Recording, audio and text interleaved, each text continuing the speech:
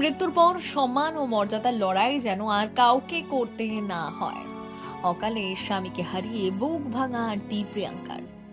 রাহুলের মৃত্যুতে শোকস্তব্ধ টলিপাড়া। সত্য উদ্ঘাটন আর ন্যায় বিচারের দাবিতে এক সুরে গোটা ইন্ডাস্ট্রি। বিচারের দাবিতে আর কি আবেদন রাখলেন অভিনেত্রী।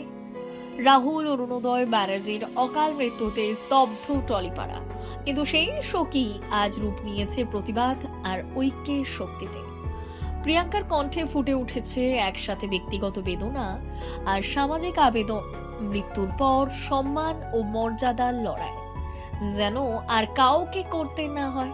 এই ঘটনার পর শিল্পী থেকে কলাকুশলী সকলে একজোট হয়ে নেমেছেন সত্য উদ্ঘাটন ও ন্যায় বিচারের দাবিতে। প্রসেনজিৎ জানিয়েছেন, এটি শুধু একজনের লড়াই নয়, এটা পুরো ইন্ডাস্ট্রির লড়াই।